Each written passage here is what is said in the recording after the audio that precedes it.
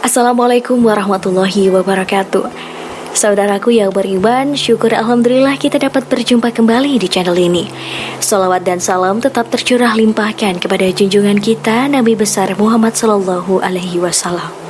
Saudaraku yang beriman, masih banyak orang yang tidak menyadari bahwa menyakiti hati orang tua itu bisa fatal akibatnya untuk perjalanan hidup kita.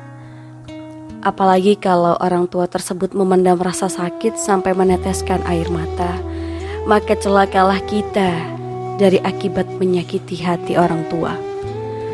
Terkadang hanya membentak sedikit saja kepada orang tua dan itu dianggap sepele, dianggap tidak apa-apa, tapi ternyata hal sepele itulah bisa mengakibatkan fatal untuk kehidupan kita.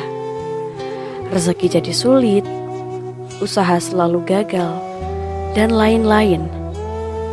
Bahkan bisa jadi rezeki melimpah ruah, tapi termasuk rezeki yang istidraj, yakni rezeki yang disertai dengan masalah-masalah yang ternyata membuat diri kita semakin tersiksa dengan kehidupan ini. Lantas kenapa sampai demikian? Jawabannya ada di dalam sabda Rasulullah Sallallahu Alaihi Wasallam. Ridha Allah bergantung kepada ridhonya orang tua, dan murka Allah bergantung kepada murkanya orang tua. Jadi sangat jelas apabila orang tua tersakiti perasaannya, baik dengan lisan atau perbuatan kita, maka berhati-hatilah. Itu bisa jadi batu sandungan untuk kita dalam perjalanan hidup ke depannya. Saudaraku yang beriman, bagi Anda yang sudah terlanjur pernah menyakiti hati orang tua, baik di masa lalu atau pada saat ini, tidak usah khawatir. Masih ada jalan untuk memperbaikinya. Yang penting kita sungguh-sungguh bertaubat dari adanya kesalahan tersebut. Inilah 4 cara menebus kesalahan kepada orang tua yang bisa kita lakukan. Mudah-mudahan dengan 4 cara ini orang tua kita bisa memaafkan kita dan Allah ridho kepada kita.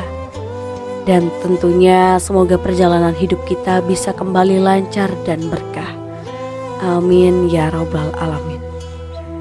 Yang pertama adalah cara menebus kesalahan kepada orang tua, yaitu dengan cara meminta maaf kepada orang tua apabila orang tua masih hidup. Silahkan datang untuk silaturahmi kepada orang tua dan kita bersimpuh meminta maaf langsung kepada orang tua. Tapi apabila orang tua sudah meninggal, maka kita bisa minta tolong dan memohon kepada Allah untuk disampaikan permintaan maaf kita kepada orang tua. Misalnya kita mengucapkan, "Ya Allah, saya punya kesalahan kepada orang tua saya yang bernama si Fulan. Tapi saat ini mereka sudah meninggal. Saya mohon kepadamu ya Allah, tolong sampaikan permohonan maaf saya kepada orang tua saya tersebut. Mudah-mudahan mereka memaafkan kesalahan saya."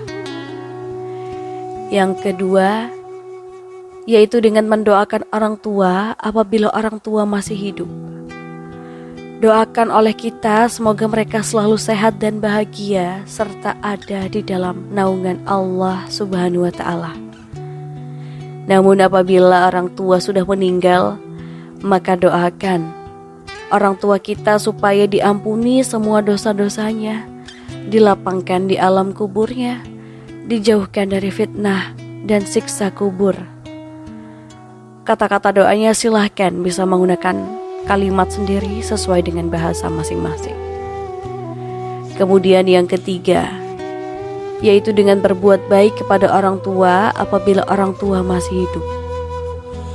Kirimlah oleh-oleh, bisa dalam bentuk barang atau makanan kesukaan mereka, atau apa saja perbuatan baik kepada orang tua yang dimaksudkan supaya orang tua kita senang dan bisa ridho kepada kita.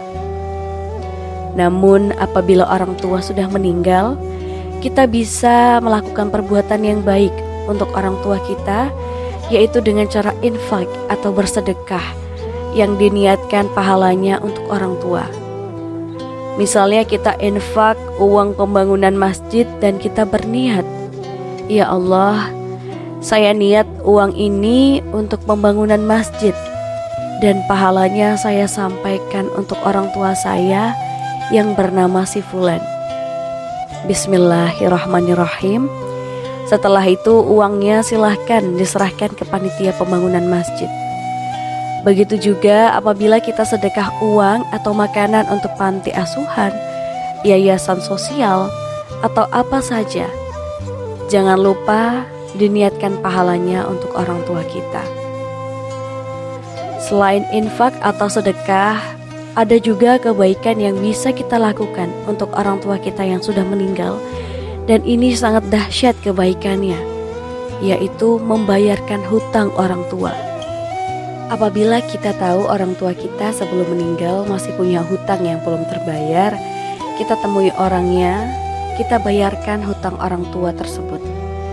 Namun apabila kita tidak tahu hutang orang tua kita itu ke siapa, maka kita bisa mencari tahu siapa ke orangnya atau ahli warisnya.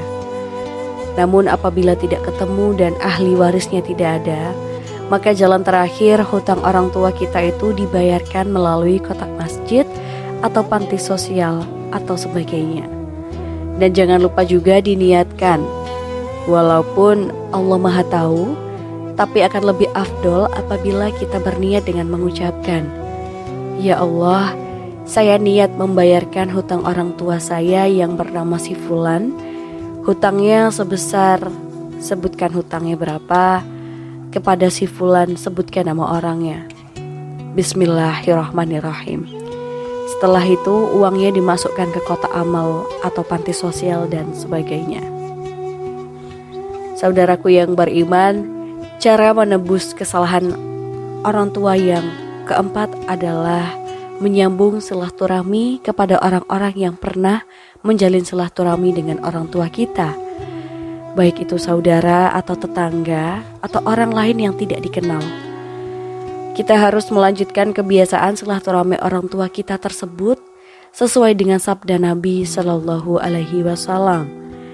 Barang siapa yang ingin diluaskan rezekinya, dipanjangkan umurnya, maka hendaklah ia menyambung silaturahmi. Saudaraku yang beriman, itulah 4 cara menebus kesalahan kepada orang tua yang tentunya masih banyak lagi. Kebaikan-kebaikan yang bisa kita lakukan dalam rangka menebus kesalahan kita kepada orang tua. Mudah-mudahan video ini bisa menjadi inspirasi dan motivasi, serta semoga kita semua dilancarkan rezekinya, dimudahkan dalam segala hal dan hidup kita supaya berkah dan mendapat ridho serta ampunan Allah Subhanahu wa Ta'ala. Akhir kalam, semoga bermanfaat.